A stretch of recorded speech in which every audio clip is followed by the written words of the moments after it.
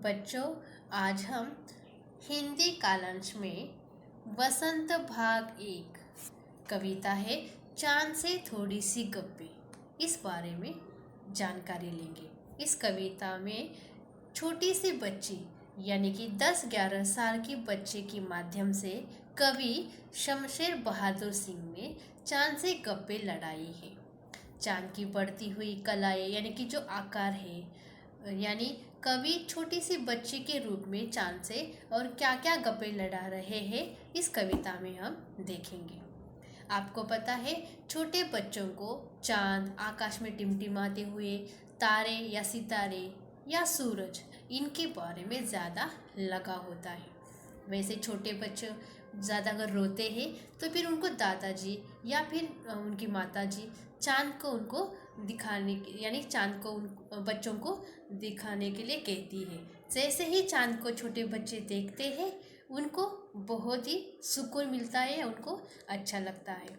और ये जो चांद की रोशनी होती है वो शीतल यानी कि हमें ठंडक पहुंचाती है। जैसे सूरज को हम लगातार नहीं देखते क्योंकि उनकी किरणों की वजह से हमें आँखों में जलन होती है, लगातार हम उनको देख नहीं पाते। वैसे चांद की रोशनी नहीं होती है, इसलिए चांद को शीतलता यानी कि शीतलता का प्रतीक कहते हैं। उनकी रोशनी से हमें ठंडक मिलती है। तो फिर हम इस कविता में चांद से किस तरह से गप्पे लड़ाई है, इस छोटी सी बच्ची ने, तो हम देखने वाले हैं। वैसे भी आपको पता है, यह जो चांद का आकार होता है यानी एकदम हमें गोल, पूरी तरह से गोल मटोल दिखाई देता है, पूरा गोल रूप में चांद। वही चांद एक दिन हमें कुछ भी नहीं दिखाई देता है, उसका छोटा सा हिस्सा भी हमें दिखाई नहीं देता है। यह क्यों होता है? यह जो कलाई होती है बढ़ते बढ़ने की या घटते घटने की, यह हमने भूगोल में सीखा है। तो आपको वैसे भी पता है, पूर्णिमा और अमावस्या के दिन यानी पूर्णिमा के दिन हम चांद को देखेंगे तो वह चांद पूरी तरह से गोल मटोल हमें दिखाई देता है, और वही चांद अमावस्या की रात को कुछ भी दिखाई नहीं देता। अमावस्या के बाद पूर्णिमा के दिन के जो बीच के दिन है यानी कि पूरा महीना में चांद छोटा से होते होते बढ़ता बढ़ता पूर्णिमा के दिन पूरी तरह से गोल मटोल दिखाई देता है। और फिर पूर्णिमा से अमावस्या की रात में जो एक महीने के जो बीच का जो अंतर है, उस अंतर में चांद का आकार है होते होते होते हुए अमावस्या की रात को कुछ भी दिखाई नहीं देता है। इसे हम चंद्र की या चांद की कलाएं कहते हैं। तो आइए इस कविता का हम अभी अच्छे से अध्ययन करते हैं। तो कविता में पहले पढ़ रही हूँ, चांद से थोड़ी सी गप्पे। यहाँ 10-11 साल की एक लड़की है, यानी कि इस लड़की ने कविता में चांद से गप्पे लड़ाई है। गोल है खूब मगर आप तिरछे नजर आते हैं जरा, आप पहने हुए है कुल आकाश तारो जड़ा, सिर्फ मुंह खोले हुए है अपना गोरा चिट्टा गोल मटोल, अपनी पोशाकों फैलाए हुए चारों सिमत, आप कुछ तिरछे नजर आते हैं जाने कैसे, खूब है गो की वाजे वाह, हमको बुद्धू ही निरा समझा है, हम समझते ही नहीं जैसे कि आपको बीमारी है, आप घटते हैं तो घटते ही चले जाते हैं और बढ़ते हैं तो बस यानी कि बढ़ते ही चले जाते हैं, दम नहीं लेते हैं जब तक बिल्कुल ही गोल न हो जाए, बिल्कुल गोल, यह मरज आपका अच्छा ही नहीं होने में आता है। तो यह हमारी कविता थी। तो इस कविता में आए हुए शब्दार्थ देख लेते हैं उनके अर्थ के साथ। कुल, कुल यानी कि पूरा। पोशाक, पोशाक यानी कि कपड़े या वस्त्र। चारों सिमत यानी कि चारों दिशाओं में। गोकी का अर्थ है यानी। बुद्धू यानी मूर्ख। निरा मतलब एकदम पूरी तरह से। दम यानी कि सांस। मरज यानी बीमारी। मैं फिर से शब्दार्थ दोहराती हूँ। कुल यानी पूरा, पोशाक यानी कपड़े वस्त्र, चारों सिमत यानी चारों दिशाओं में, गोकी का अर्थ है यानी, बुद्धू मूर्ख, नीरा मतलब एकदम पूरी तरह से, दम लेना यानी सांस लेना, मरज यानी बीमारी, मरज का अर्थ है बीमारी। तो अभी हम एक एक परिच्छेद का स्पष्टीकरण कर लेते हैं। देखिए, चांद से थोड़ी सी गप्पे का पहला परिच्छेद। गोल है खूब मगर आप तिरछे नजर आते हैं जरा, आप पहने हुए हैं कुल आकाश तारों जड़ा, सिर्फ मुंह खोले हुए है अपना गोरा चिट्टा गोल मटोल। देखिए, यहाँ पर यह छोटी सी लड़की है, वह कहती है कि गोल है खूब मगर आप गोल है, पूरी तरह से गोल मटोल दिखाई देते हो, लेकिन आप कभी कभी तिरछे नजर आते हैं जरा, आप तिरछे भी नजर आते हैं। मतलब कभी आप गोल नजर आते हो तो कभी आप तिरछे नजर आते हो। आप पहने हुए हैं कुल आकाश तारों से जड़ा। वैसे जिस तरह से हम अपना पहनावा यानी कि पोशाक वस्त्र पहनते हैं, वैसे ही यहाँ पर यह छोटी सी लड़की ने चांद की पोशाक को आकाश के रूप में बताया है। यानी उसे ऐसे लग रहा है कि इस चांद ने आकाश से, जो कि चारों सिमत यानी चारों दिशाओं में फैला हुआ जो आकाश है, वह उसने पोशाक पहना है। उसने मतलब चांद ने पोशाक पहना है। और जब वैसे हम अपनी पोशाक यानी वस्त्र को और भी सुंदर दिखाने के लिए और भी सुंदर बनाने के लिए अपनी पोशाक पर हम मोती या फिर रंग बिरंगे जो स्टोन्स होते हैं वो लगाते हैं। वैसे यहाँ पर आकाश में आपको पता है कि टिमटिमाते हुए तारे सितारे नजर आते हैं, और यही तारों से जड़ा हुआ जो आकाश पोशाक है जो कि चांद ने पहना हुआ है, तारों से जड़ा हुआ। मतलब कवि ने कहा है कि आकाश का जो यह चारों सिमत यानी कि चारों दिशाओं में फैला हुआ आकाश है, वह चंद्र यानी कि चांद ने अपनी पोशाक में पहना है। यानी उसका वह पोशाक है, वस्त्र है। और वह वस्त्र कैसे है, तो तारों से जड़े हुए, यानी कि सितारे तारे जो है वो उनसे जड़ा हुआ आकाश, यह चांद का पोशाक है या वस्त्र है। और सिर्फ मुंह खोले हुए है अपना गोरा चिट्टा गोल मटो। यहाँ पर कवि जो छोटी बच्ची कह रही है कि आपने सिर्फ मुंह खोला हुआ है और आपका जो चेहरा है वो गोरा चिट्टा और गोल मटोल है। यानी कि गोरा रंग होता है, जिस तरह से रंग काला होता है, कोई कोई सांवले होते हैं, है ना, कोई कोई बहुत ही ज़्यादा गोरे होते हैं, वैसे चांद भी गोरा है।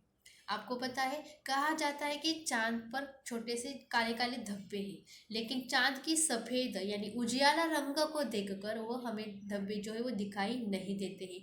हाँ, एकदम बार ध्यान से देखेंगे तो फिर हमें वो छोटा छोटा काला धब्बा चांद पर दिखाई देता है। वैसे चांद तो पूरी तरह से गोल और उजियाला रंग का है। इसलिए यहाँ पर वह छोटी बच्ची कह रही है कि आपका जो चेहरा है, मुंह जो है वो आपको सिर्फ गोल मटोल है और गोरा चिट्टा एकदम से उजियाला रंग का दिखाई देता है। मतलब देखिए, मैं फिर से यहाँ पर आपको भावार्थ बताती हूँ कि यहाँ पर इस परिच्छेद में लड़की कहना चाहती है कि आप एकदम गोल है, पर कभी कभी आप तिरछे भी नजर आते हैं, और यह तारों से जड़ा हुआ जो आकाश है वह आपकी पोशाक है। जिस तरह से हम अपने अलग अलग, लड़के अलग कपड़े पहनते हैं, पोशाक पहनते हैं, लड़कियां अलग पहनती है, वैसे ही यह चांद की पोशाक है, जो कि आकाश, चारों तरफ से फैला हुआ आकाश, और उस पर जो तारे हैं वो जड़े हुए, और आप इसे पहने हुए, और इस आकाश को आपने पोशाक यानी वस्त्र के रूप में आपने पहने हुए हैं, और इस पोशाक को अपने चारों ओर इस तरह से फैला के रखा है कि इसके बीच से भी आपका गोरा चिट्टा और गोल मटोल चेहरा दिखाई दे रहा है। देखो यहाँ पर इतना अनंत दिशाओं, मतलब हाँ कभी लिमिट भी नहीं है, आकाश खत्म हो रहा है इसके बाद आकाश ही नहीं, ऐसा नहीं है ना। जहाँ तक हमारी नज़र जाती है आकाश हमें फैला हुआ नज़र आता है। और इतना बड़ा पोशाक पहनने के बाद भी, फैलाने के बाद भी, उस पोशाक के बीच में हमें चांद दिखाई देता है, जो कि गोल मटोल और गोरा चिट्टा। तो यहाँ पर यह लड़की कह रही है, छोटी सी बच्ची कह रही है कि इतने बड़े पोशाक के बाद, और वो भी पोशाक एक दिशा में नहीं, तो चारों दिशाओं में फैला के रहने के बाद भी आप इसी आकाश के बीच हमें आपका चेहरा जो है वो गोरा चिट्टा और गोल मटोल दिखाई दे रहा है। बहुत ही अच्छे शब्दों में यहाँ पर कवि ने बच्ची के माध्यम से चांद से गप्पे लड़ाई है, अपनी पोशाक के बारे में, और उसका जो गोल और तिरछा होने के बावजूद भी बता रहे हैं कि किस तरह से एक चांद कभी तिरछा नज़र आता है और गोल नज़र आता है। अभी हम अगला परिच्छेद देखते हैं। अपनी पोशाक को फैलाए हुए चारों सिर आप कुछ तिरछे नज़र आते हैं, जाने कैसे। यहाँ पर खूब है गोकी, वाह जी वाह, हमको बुद्धू ही निरा समझा है, हम समझते ही नहीं जैसे कि आपको बीमारी है। यहाँ इस परिच्छेद में बच्ची कहना चाहती है कि जो आपकी पोशाक है वो चारों सिमत यानी चारों दिशाओं में, इतनी बड़ी पोशाक चांद ने आकाश के रूप में पहनी है, वह चारों सिमत यानी चारों दिशाओं में फैली हुई है। और आप कुछ तिरछे नज़र आते हैं, जाने कैसे। आप तिरछे नज़र आते हैं, सीधे दिखाई ही नहीं देते हैं, कभी गोल दिखाई नहीं देते हैं। क्यों नज़र आते हैं तिरछे। खूब है गोकी, वाह जी वाह, हमको बुद्धू ही निरा समझा है क्या। खूब है गोकी, वाह जी वाह, हमें कुछ समझ में नहीं आता है क्या, या हम बुद्धू है क्या, कि आपको समझ में नहीं आता कि आपको कोई बीमारी है। यहाँ पर यह छोटी बच्ची इसलिए कह रही है क्योंकि उस छोटी सी बच्ची यानी हमें भी तो कभी चंद्र जो है या जो चांद है वह कभी गोल मटोल नज़र आता है, और वही चांद कई दिनों के बाद हमें आँखों से दिखाई नहीं देता, या फिर बीच बीच में उसका जो आकार है वो कम ज़्यादा होता है, यानी कि तिरछा तिरछा दिखाई देता है, जैसे चंद्रबिंदी हम उसे कहते हैं वैसे ही दिखाई देता है। तो मैंने आपको प्रस्तावना में ही बताया था कि पूर्णिमा और अमावस्या के बीच उन चंद्र का आकार जो है घटता घटता है और बढ़ता बढ़ता ही चला जाता है। उसकी ये जो कलाएँ हैं वो इस अमावस्या और पूर्णिमा के बीच में होती है, घटने की और बढ़ने की। तो फिर इस बच्ची को यही लग रहा है कि हम क्या बुद्धू हैं, हमें समझ में नहीं आता है क्या कि चांद को कोई तो बीमारी है, और इस बीमारी की वजह से यह जो चांद है वह क्या हो रहा है, बढ़ते बढ़ते ही दिखाई दे रहा है, यानी कि पूरी तरह से गोल मटोल, या घटते घटते यानी कि कभी आंखों में दिखाई नहीं देता है। तो इस बीमारी की वजह से यह हो रहा है, जो कि चांद को यह बीमारी है। तो यहाँ पर मैं फिर से भावार्थ बताती हूँ कि लड़की कहती है कि आप अजीब है, यानी अलग ही है आप, क्योंकि पता नहीं कभी मुझे तिरछे नजर आते हो कभी कभी, या फिर क्या आप मुझे मूर्ख समझ रहे हैं, जो कि मुझे आप पता नहीं कि आपको कोई तो बीमारी है। मतलब मुझे पता है आपको कोई तो बीमारी है, और इस बीमारी की वजह से आप बढ़ते तो बढ़ते ही चले जाते हैं, और घटते हैं तो घटते ही चले जाते हैं, यानी कि घटना यानी एकदम से कम होना। जिस तरह से आपको पता है, अगर कोई बच्चा या कोई भी अगर बीमार होता है तो बीमारी की वजह से या फिर वीकनेस की वजह से उसका जो स्वास्थ्य है वो क्या होता है, कमज़ोर होता है, और उसकी वजह से उसका शरीर हमें दुबला पतला दिखाई देता है, कमज़ोरी की वजह से, बीमारी की वजह से। अगर वही फिर अच्छा से, मतलब अगर उस तंदुरुस्त हो जाए, उसका जो शरीर है वो तंदुरुस्त होने के बाद फिर वह जो शरीर है वो पतला दिखाई नहीं देता है, स्वास्थ्यवर्धक दिखाई देता है। तो फिर इस बच्ची को यही लग रहा है कि पतला यानी कि कब दिखाई नहीं देता, कभी तिरछा दिखाई देता है, तो कभी पूरी तरह से गोल मटोल दिखाई देता है। मतलब ये जो चेंजेस यानी ये जो बदलाव होता है वह किसी बीमारी की वजह से हो रहा है। इसलिए छोटी बच्ची कह रही है कि मैं क्या बुद्धू हूँ, यह हमें समझ में नहीं आता कि आपको कोई तो बीमारी है और उस बीमारी की वजह से आप का जो ये आकार है वो बदलता है, कभी छोटा तो कभी बड़ा तो कभी आँखों में दिखाई नहीं देता है। बहुत ही अच्छे रोचक शब्दों में कवि शमशेर बहादुर सिंह ने इस छोटी सी बच्ची के माध्यम से यह चांद के साथ गप्पे लड़ाई है। अभी इस कविता का और एक जो परिच्छेद है वो हम अगले कालांश में देखेंगे। लेकिन इस कविता में जो मैंने दो परिच्छेद आपको सिखाए हैं, जो कि दो परिच्छेद का स्पष्टीकरण मैंने किया था, तो उसी के आधार पर हमें जो जीवन मूल्य अपनानी है उस जीवन मूल्य को अभी हम देख लेते हैं।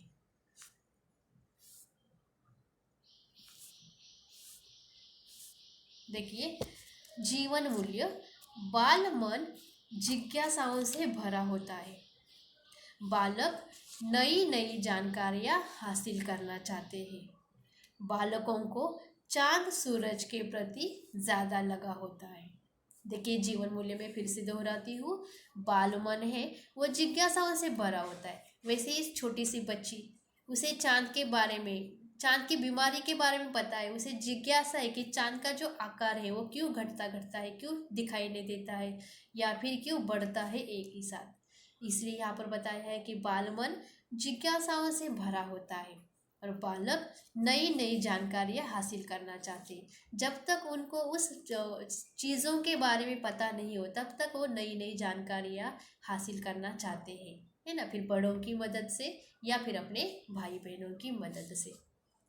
बालकों को चांद सूरज के प्रति ज़्यादा लगा होता है। मैंने आपको प्रस्तावना में भी बताया था, छोटे बच्चों को ज़्यादातर चांद सूरज, आकाश में जो तारे टिमटिमाते हैं, सितारे टिमटिमाते हैं, उनके बारे में ज़्यादा लगा होता है।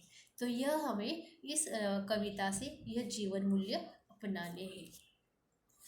इस कविता में आए हुए अब हम विलोम शब्द देखते हैं। विलोम शब्द पहला है आकाश। आकाश का विलोम शब्द जमीन। गोरा मत का सावला। सीधा तिरछा। बुद्धू चालाक। घटना बढ़ना। अच्छा बुरा। थोड़ा कम। देखिए, मैं फिर से दोहराती विलोम शब्द। आकाश जमीन। गोरा सावला। सीधा तिरछा। बुद्धू चालाक। घटना बढ़ना। अच्छा बुरा। थोड़ा कम। घटना बढ़ना, जैसे मैंने आपको अभी बताया था, चंद्र की जो कलाएँ है ना, वो घटते तो घटते ही है, बढ़ते तो बढ़ते ही है। तो यह इस कविता से आए हुए विलोम शब्द है। तो अभी हम जो दो परिचित जो मैंने आपको पढ़ाए थे वह एक बार फिर से पढ़ते हैं। गोल है खूब मगर आप तिरछे नजर आते हैं जरा, आप पहने हुए हैं कुल आकाश तारो जड़ा। सिर्फ मुंह खोले हुए है अपना गोरा चिट्टा गोल मटोल, अपनी पोशाकों फैलाए हुए चारों सीत। आप कुछ तिरछे नजर आते हैं, जाने कैसे खूब है गोकी, वाह जी वाह, हमको बुद्धू ही निरा समझा है, हम समझते ही नहीं जैसे कि आपको बीमारी है। तो यह हमारी कविता का जो दो परिच्छेद है, यह इस परिच्छेदों का जो अभी मैंने स्पष्टीकरण किया था, आगे का जो परिच्छेद है वह हम अगले कालांश में करेंगे। तो मुझे अभी आशा है कि जो मैंने आपको पढ़ाया है या जो स्पष्टीकरण दिया है वह आपको अच्छे से समझ में आया होगा। धन्यवाद।